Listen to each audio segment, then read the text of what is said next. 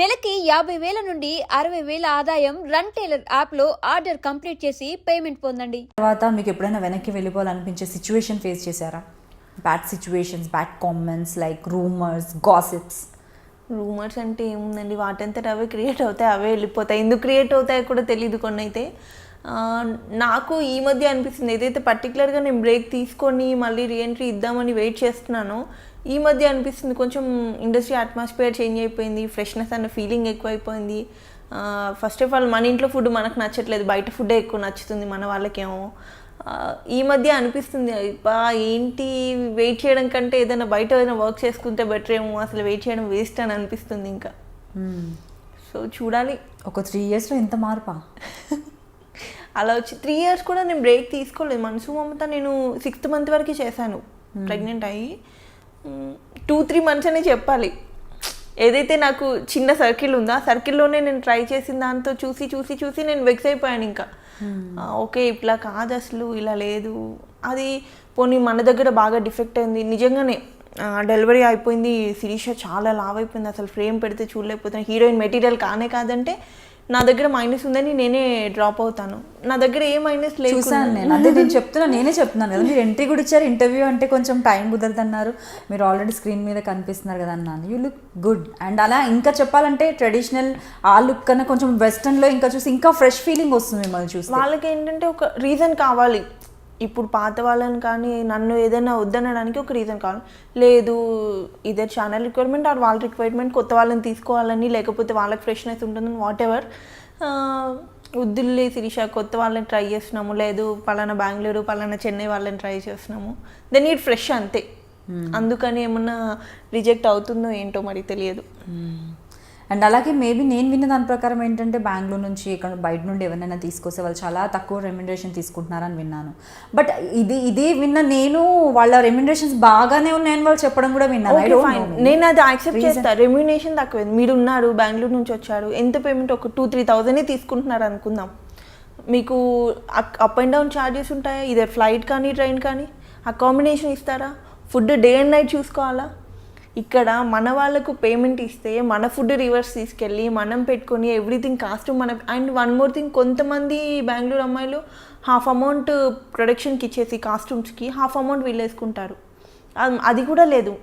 And everything మనం చూసుకొని return నేను ఒక్కొక్కసారి ప్రొడక్షన్కి ఫుడ్ కావాలన్నా వాళ్ళకి వీళ్ళకి ఏదైనా కావాలన్నా నేనే తీసుకెళ్తూ ఎందుకు ఇవ్వడానికి మనకు ఆలోచించాలి.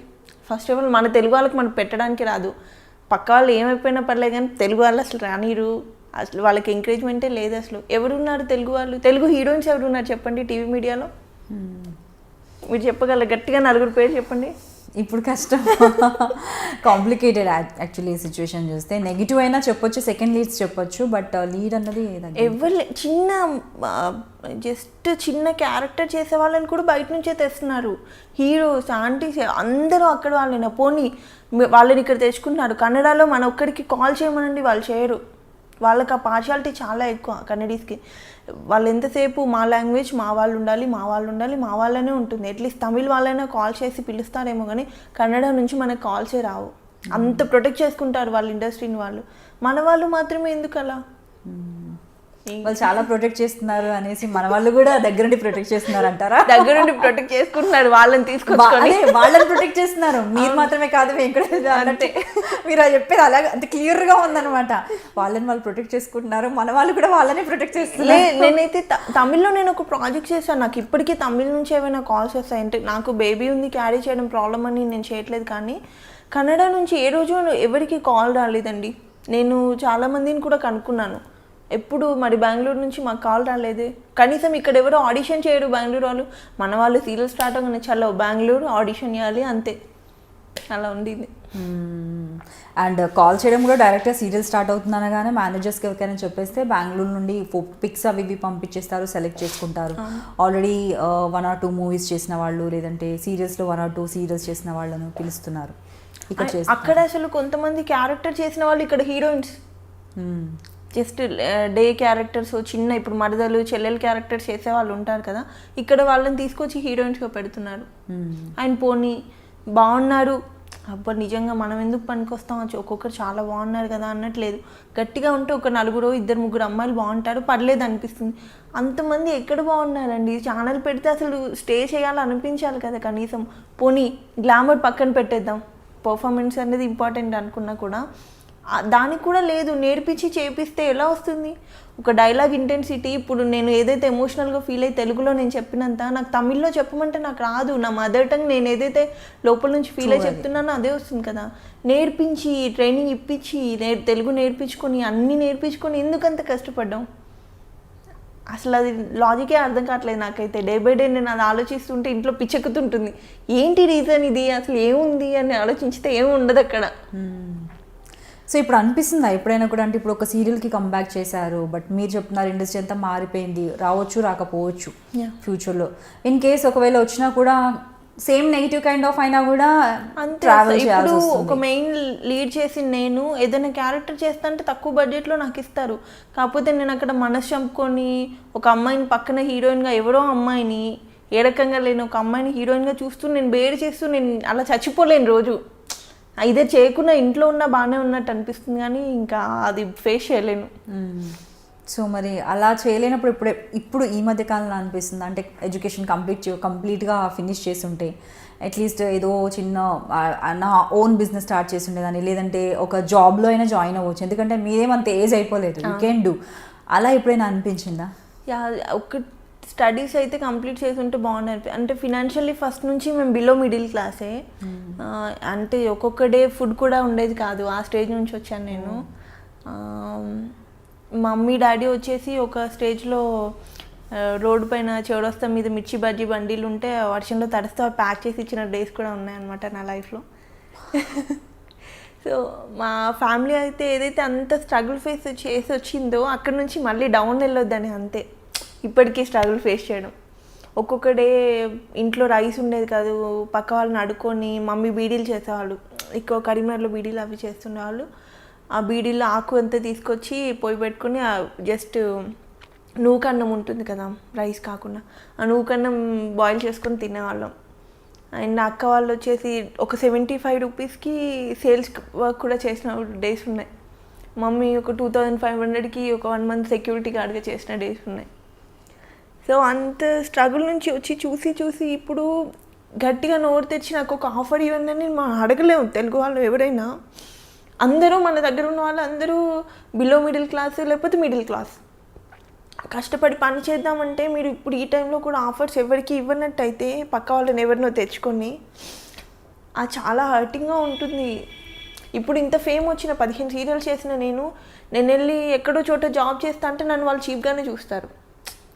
హీరోయిన్ వచ్చేసి ఏంటి ఇక్కడ చేస్తుందని, ఒక సెలబ్రిటీ అయిన తర్వాత మనం బయట లొకాలిటీలో తిరిగితే ఒక కైండ్ ఆఫ్ డిఫరెంట్ ఉంటుంది. వాళ్ళకి ఏంటో తెలియదు, మరి మనం ఏదో ఇది చేస్తామని కాదు, ఒక కైండ్ ఆఫ్ లుక్లో ఉంటారు వాళ్ళు, ఒక మైండ్ సెట్ ఏదోలా ఉంటుంది వాళ్ళది. అలా చేయలేము.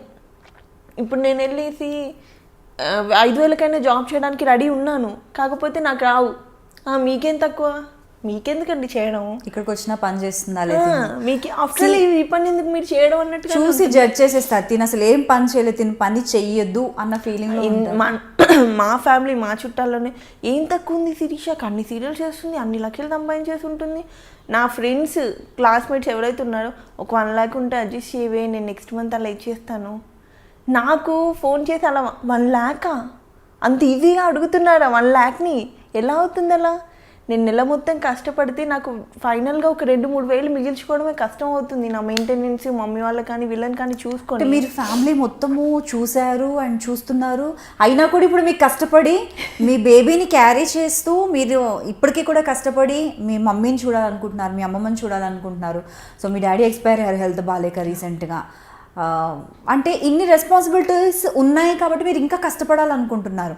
మీ ఫ్రెండ్స్కి ఇన్ని రెస్పాన్సిబిలిటీస్ కాకుండా ఓన్లీ మీరు సంపాదించేదే కనిపిస్తుంది, ఖర్చు కనిపించట్లేదు. ఈజీ అమౌంట్ అన్నది ఎప్పుడైతే వాళ్ళు పెళ్లి చేసుకున్నారో వాళ్ళ హస్బెండ్ అంతా ఈజీ వెల్ సెటిల్ అయి ఉన్నారు, ఈజీ మనీ ఉంది.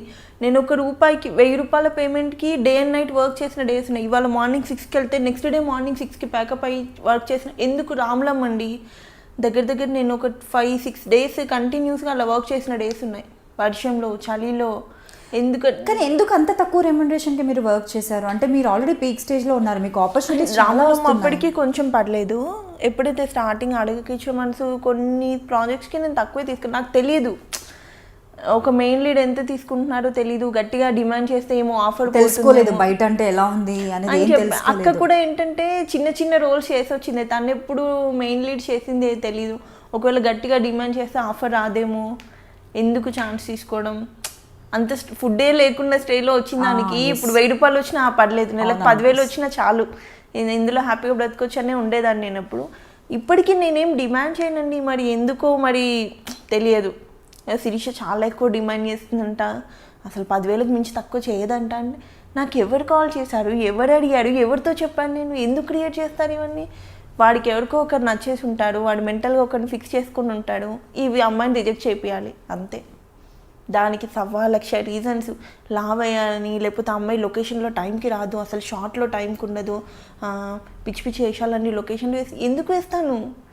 నువ్వు నాతో వర్క్ చేస్తే కదా నా గురించి డిసైడ్ అవ్వాలి. టైంకి రాదు అంటే ఇన్ని ప్రాజెక్ట్స్ ఎలా చేశాను? అండ్ ఒక్కొక్క ప్రొడక్షన్లో నేను ఖచ్చితంగా 2-3 సీరియల్స్ చేశాను. ఒక దాంట్లో కంఫర్టబుల్ ఉంటేనే కదా నెక్స్ట్ దానికి ఎంత ఉన్న ప్రొడక్షన్ ఆలోచిస్తుంది. ఇవి అడ్డమైన రూమర్స్ అన్ని క్రియేట్ చేసి బ్యాడ్ చేయడం తప్పితే ఇడియట్స్కి కొంతమందికి పర్టికులర్గా వేరే వర్కే ఉండదు ఇండస్ట్రీలో అయితే, దానివల్ల ఇంకా సగం తగ్గిపోతుంటాయి. గాసిప్స్ రూమర్స్ అనేవి చాలా వస్తుంటాయి. ఇంకా స్పెషల్లీ అంటే ఒక్క సీరియల్ చేసి ఏదైనా ప్రాజెక్ట్ ఒకటి చేసి కొంచెం నేమ్ వస్తుందంటే చాలు, వెనకాల 100 మాట్లాడుకుంటారు. అలాంటిది మీరు 15 ప్రాజెక్ట్స్ చేశారు, మంచి ప్రొడక్షన్స్లో చేశారు, చాలా హార్డ్ వర్క్ చేశారు, మీకంటూ ఒక ఫేమ్ నేమ్ ఉంది. మీ పైన గాసిప్స్ రావడం అనేది అది కామన్ థింగ్. చాలా కాకపోతే దాంట్లో ఎన్ని నిజాలు ఉన్నాయంటారు, ఎన్ని మీరు అంటే ఎలాంటి అనిస్తారు? ఇప్పుడు శిరీష అన్ని ప్రాజెక్ట్స్ చేసిందంటే ఊరికేనే చేసిందా? నువ్వు చూసావా? వచ్చి చూడు ఫస్ట్, నేనేంటో నన్ను చూసి నా వెనకాల ఉండి తర్వాత డిసైడ్ అవ్వు నా గురించి.